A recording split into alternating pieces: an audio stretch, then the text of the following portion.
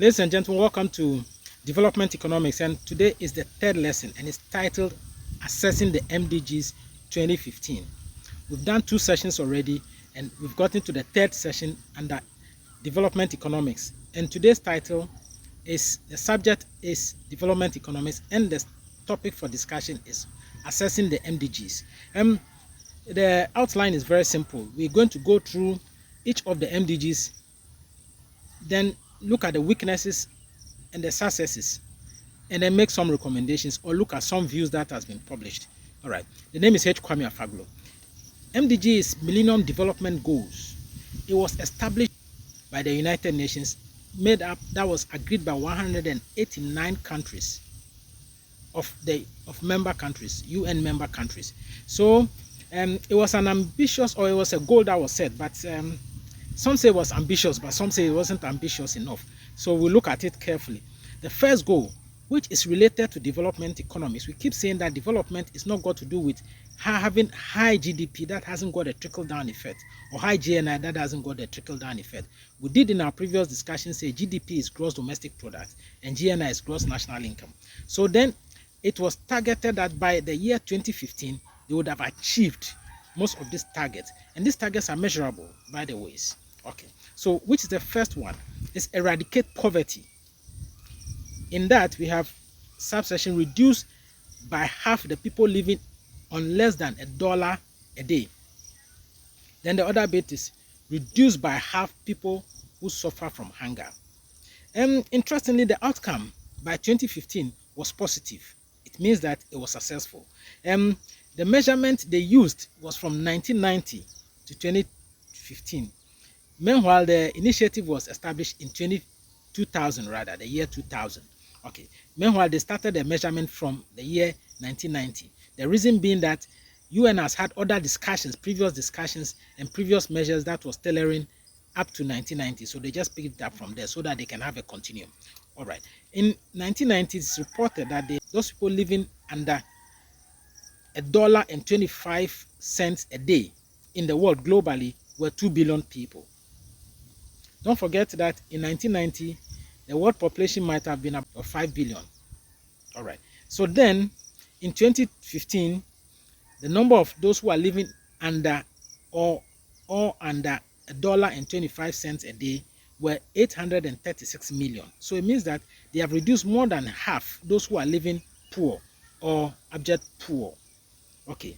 If that be the case, let's look at it. Why is Africa having so many poor people? Africa is one of the places. But interestingly, under this discussion, you would have observed, or you would have read, or you would have followed, or let me tell you, after having read a couple of issues, that China is the one that reduced largely this poverty rate, largely the number of poor people in their country, and that has spread over the world. So it means that there are various nation differences. Various nations have various differences that may not necessarily have achieved the 50% mark of reducing their poverty or their poor people by 50%. Let me put it this way. China has reduced significantly the number of poor people in their country in between the year 1990 and the year 2015. And that is what has shot the whole world's figure to above half. Meaning that the poor people we have in the world, majority that were lifted out of poverty were in China. What about the rest of the world? What about India? What about Sub-Saharan Africa, Northern Africa, Africa in general? What about Latin America and co? What about Middle East? What about Europe? What about the Americas? So if that be the case, then it means that North America is what I mean as Americas. Then it presupposes that there is a problem here that needs to be solved. That's one. So China, having reduced its country population of the poor, lifted them out. More than half of the people lifted out of poverty has spread over other countries. It means that other countries have these problems with poverty, and they have not reduced the half, the 50% of their population who are living in abject poverty or in poverty. All right. The other bit is that why is Africa, for an instance, going through this poverty cycle? It could be external and internal, which is normally what academics say. And then the other bit is the haves and the have-not. Let's look at it this way. Bello, this says if you want to reduce poverty, you have to go to the bottom of it, the structures of it, of poverty, and then that's how you can solve it. Bello, that's 2015, that's what he said. And you carefully look at it and you go down reading and you find that UN itself has admitted that when it comes to poverty, the larger image or the larger cause of poverty must be looked at, and one of them is illicit financial outflows of Africa. That alone has been quantified to about $88 billion per year, caused by both internally and external, and it's mostly about corruption. Corrupt African leaders and corrupt European and American traders and Asian traders who are dealing with Africa. The other point that was mentioned was what? Illicit trade, illicit international trade, costing Africa also about $91 billion a year. And that is got to do with chasing this timber out of Africa illicitly by both individuals and then individuals internally and externally. They export natural resources, extract it without paying taxes and all that, and then they trade illicitly off the record. And that itself is the cause of Africa's poverty. It means that the whole of Africa would have reduced its poverty maybe by more than half, maybe more than 50%, if this illicit financial outflows of Africa is tackled, and then that of illicit trade is also tackled. All right, let's go to the goal 2. It says achieve universal primary education. And here it says that there should not be any difference between boys and girls completing primary and secondary education. The measure used is what we call the GPI, and that's gender parity index between the boys and the girls in school and then completion. So if it is more than 1, it means that it is in favor of girls. If it's less than 1, it means that it's in favor of boys. Apparently, what we have observed, or what has been recorded, is that when it comes to primary and secondary, the GPI is 0.98, which is in favor of the boys. It means, and in secondary school, a lot of boys and girls finish primary school than the girls, but just 0.98. But when it comes to tertiary, there are a lot more of ladies that go to tertiary institutions globally. Latin America has achieved this by 1.03. And so at the tertiary level, there are more ladies than there are men. So it doesn't make it clear that there's any clear disparity. So they are about equal when it comes to MDG 2. Then we have to go to MDG 3. When we go to MDG 3, MDG 3 is said to be promote gender equality and empowerment. It says eliminate gender disparity in primary, and that has been handled already. Okay, so just the eliminating of this gender disparities is what it's all about. So that has been achieved.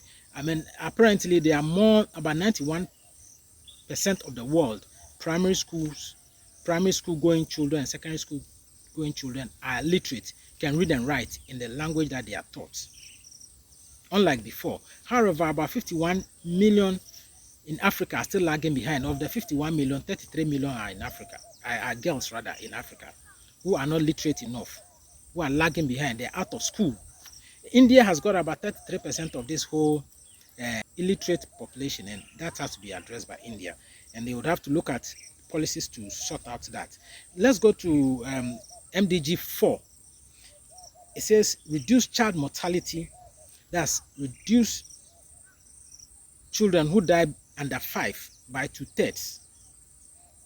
And then, yeah, most maternal women going to give birth and they give birth, most children die either during birth because of complications, or pneumonia, or malaria, diarrhea, nutritional cases. I mean, those are issues that can be resolved. All right, when it was measured, we realized that under half, the criteria was this, that 2/3 of children born and lived, who have lived under 5, children born and living up to 5 years, shouldn't die. 2/3 shouldn't die. But it was found out that the target was not achieved. Only half of the children born globally under 5 passed on. So it means that a lot of work has to be done. And it moves on to SDGs, that's the Sustainable Development Goals that we'll see later on. Okay, so then it means that UN failed at that, or the world failed at that measure. That's the 4th goal. When it comes to that same 4th goal, you realize urban children have better access to health facilities than rural children, in other words. All right. So that is one of those glitches that has to be sorted out in Africa in particular and other places. So then we go to MDG 5. That is improving maternal health. What it says is that reduce by 3/4 maternal mortality rate. That's mothers who are going to give birth, they shouldn't die. They should 3/4 shouldn't die. If that be the case, it was found out that that target was not achieved because in 1990 we had only 523,000 who died, and in 2023 289,000 died maternal, the mothers who were going to give birth. So they achieved only 51%, and that is not the best. Instead of 3/4, it's not the best. Africa needs to improve significantly in access to health for lactating mothers and pregnant women in particular, both prenatal, perinatal, and then postnatal. All right. Goal 6 says that combat HIV, AIDS, malaria, and other diseases. I'm not going to dwell on HIV because I would prefer malaria. Let me be honest with you. When it comes to malaria, it's to halt and begin the reverse of malaria by 2015. What was observed was that the halting, yes. The halting, yes, no. A lot of children are still attacked by malaria in tropical communities, especially Africa in particular. So the reversal itself, yes, the data is showing that it's reversing, but the incidence of malaria is still so high for children. That's combat HIV, both children and then adults in particular. So it's not issues. Another health issue is got to do with tuberculosis, then trypanosomiasis. Tuberculosis is got to do with cough, and that is continuously being reduced, though it's a threat, but it's continuously being reduced. That of trypanosomiasis is being highly reduced, and dracunculitis, that is guinea worm. Trypanosomiasis is sleeping sickness, then dracunculitis is guinea worm. Guinea worm is almost being eradicated, both of them, and then trypanosomiasis are being eradicated. So it's been achieved. By and large, some achievement has been made. So far, we have realized that UN has achieved a lot of its MDG goals, but then is it possible that they can be eliminated? Yes, that's the next step that should be taken. Okay, so what are the causes? Access to health has shown that in Africa in particular, we have not spread the health facilities wide enough. Access to medication has become a problem because we don't manufacture a lot of the drugs here. The generic drugs are at best from India, and it's expensive for majority of the poor in Africa. Okay, let's go to 7. Ensure environmental sustainability. That's they say, according to UN MDG, have the proportion of people without sustainable access to drinking water and sanitation. According to the report, it's been achieved. However, I'm a bit skeptical because access to drinking water itself is got to do with potable water. We're talking of potable water here, and with potable water, it looks like, without any empirical evidence, it looks like a lot of us don't have potable water. The taps we open to drink from the taps itself is problematic to a lot of people, not just only in the rural communities, but even in urban centers, because the population in urban centers are growing. A lot of influx from the rural community because there's a lot of goodies in the urban communities for the rural. There's not industrialization in the rural community, so almost everybody who has the means, a little means, can drift to the urban communities, and that itself is problematic. When it comes to sanitation, about 1 billion people don't have water closet systems, and so this time around biodigesters are being introduced, but water closet system, they don't have water and they have the WC. How would it flush? It's also problematic, but then it's better than open defecating. 1 billion people in the world are involved in open defecation, that is using themselves in the open without care.